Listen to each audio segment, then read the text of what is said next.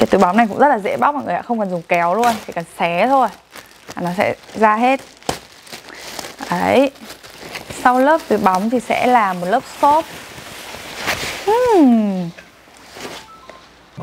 Xin chào mọi người, mình là Quỳnh Như đến từ Funica, thương hiệu số 1 về sofa thông minh. Và ngày hôm nay mình sẽ đập hộp một em sofa giường có mã số là M08. Bật mí cho mọi người là em này rất là to nhá. Thế nhưng mà mình là con gái, mình còn đóng được, mình lắp ráp được thì chắc chắn là mọi người ai cũng có thể làm được hết. Sau khi làm phép cho nó nằm ra thì bây giờ mình sẽ đập hộp luôn nhá. Mọi người có thể nhìn thấy này, ngay cả đập hộp thôi nhìn cũng rất là đơn giản. Cái thùng này thì rất là to nhưng mà được cố định bởi 2 sợi dây, chỉ có 2 sợi dây thôi nha, nhưng mà nó rất là chắc chắn. Đây, các bạn chỉ cần có một thao tác đơn giản để là cắt những cái sợi dây này ra. Kéo làm bếp cũng có thể cắt được nhá. Đây, và một ít băng dính.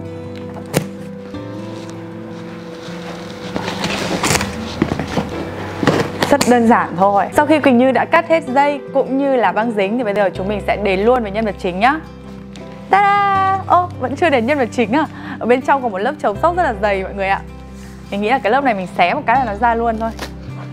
Và như mọi người có thể thấy là ở bên trong này có tận 2 lớp chống sốc, một lớp ni lông này và một lớp xốp nữa. Vậy nên mọi người hoàn toàn có thể yên tâm là dù chúng mình có di chuyển xa hay là di chuyển lên tận tầng mười mấy của chung cư thì cũng không lo bị va chạm hay là móp hỏng gì sofa bên trong luôn. Mà bây giờ chúng mình sẽ cùng bóc luôn để xem là bên trong thì sofa trông nó như thế nào nhé. Cái túi bóng này cũng rất là dễ bóc mọi người ạ, không cần dùng kéo luôn, chỉ cần xé thôi nó sẽ ra hết. Đấy. Sau lớp túi bóng thì sẽ là một lớp xốp.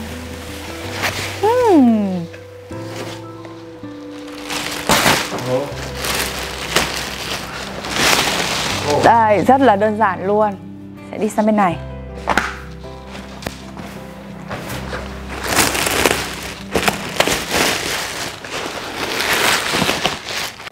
Ta-da! Và sau khi chúng mình bóc xong lớp ni lông cũng như là chống sốc thì chúng mình sẽ đi tìm xem là cái chân ghế nó ở đâu nhá. Đây, mình thấy ở đây có một cái khóa này. Và mình đoán là đúng rồi, chân ghế nó sẽ ở đây. Nhà sản xuất họ giấu rất là khéo mọi người ạ. Đây, chân ghế sẽ được bọc chống sốc rất là an toàn và băng dính cuộn ở ngoài nên mọi người hoàn toàn có thể yên tâm nha. Đấy, vậy là chúng mình sẽ có 4 cái chân ghế và bây giờ thì chúng mình sẽ lắp luôn nha. Và đến với đoạn này chúng mình lại cần dùng lại cái em kéo này để cắt cho nhanh mọi người ạ. Đây.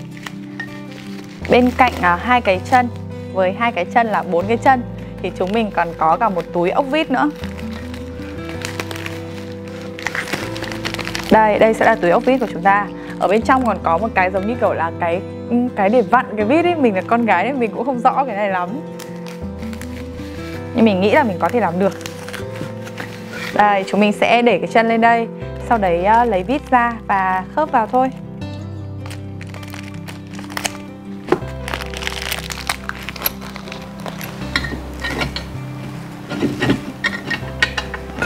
Mình nghĩ là vặn bằng tay cũng được ấy, không cần phải có cái cây vặn kia đâu. Đây, chúng mình sẽ cho ốc vít vào đây, xong rồi vặn, rất là dễ thôi. Mình nghĩ cái này mấy em bé học lớp cấp 1 cũng làm được ấy, dễ lắm. Đấy, thế xong một cái rồi. Em vặn chặt lại một tí nó rơi ra. Rồi. Lần lượt làm như vậy 4 cái là chúng mình sẽ xong một chân nha. 4 chân thì sẽ được một cái ghế.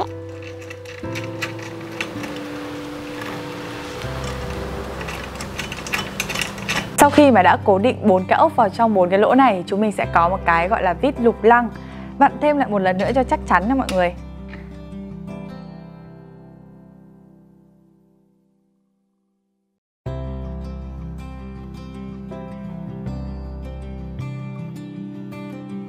Sau khi hì hụi một lúc thì mình cũng đã lắp được một chân rồi.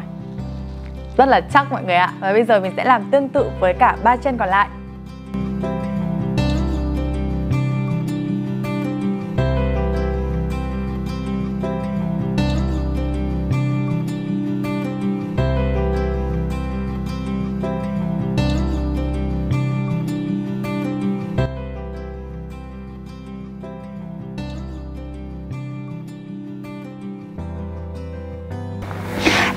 Vậy là Quỳnh Như đã hoàn thành được 4 cái chân ghế rồi mà không hề bị mỏi tay lắm đâu nha mọi người. Và bây giờ mình sẽ lật cái ghế lên để xem là nhân vật chính của chúng mình hôm nay sẽ như thế nào nhé. Sau khi chúng mình lật lên thì chúng mình sẽ có một cái giường khá là chắc chắn và xinh xắn như thế này. Màu rất là xinh đúng không mọi người? Cái giường này thì mình nghĩ là ngồi và nằm đủ cho khoảng tầm, nếu mà ngồi thì 4 người, còn nằm thì khoảng 2 người nhá. Vậy thì nếu lỡ như nhà có khách thì chúng mình muốn có một cái sofa thì phải làm nào nhờ? Chúng mình sẽ có một thao tác rất là đơn giản thôi, mọi người xem nhá. Đây, rất là đơn giản thôi. Mọi người chỉ cần đặt tay vào đây rồi nâng nó lên như thế này. Đây là cái nấc mà mọi người có thể dùng để ngồi ngả lưng và đọc sách. Còn nếu muốn ngồi thẳng lưng giống như kiểu là ngồi sofa bình thường, mọi người chỉ cần đẩy thêm một nấc nữa. Đấy, thế là xong rồi.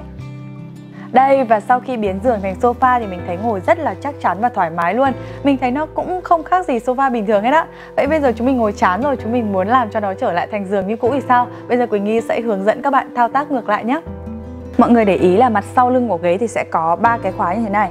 Mọi người kéo khóa ra thì ở bên trong sẽ có một cái chân. Đây, khi nào chúng mình cần một cái giường để đi ngủ, chúng mình sẽ gạt 3 cái chân này ra để tăng thêm độ chắc chắn cho ghế. Mặc dù bình thường nó cũng rất là chắc chắn rồi. Đấy, rất là nhẹ nhàng thôi.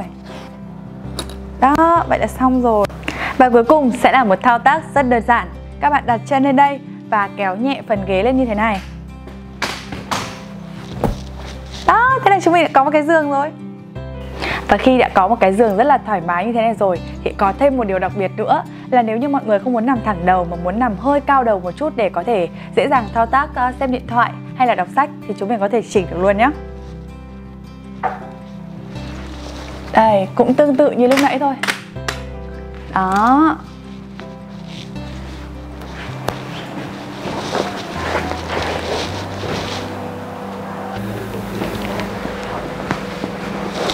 Vậy là trong video ngày hôm nay, Quỳnh Như đã hướng dẫn các bạn đập hộp và tự lắp ráp em ghế sofa giường này rồi. Mọi người cảm thấy như thế nào về sản phẩm này? Hãy comment ở bên dưới cho chúng mình biết vậy nhá. Và đừng quên like, đăng ký kênh cũng như là ấn vào nút chuông thông báo để ủng hộ cho Funika nha.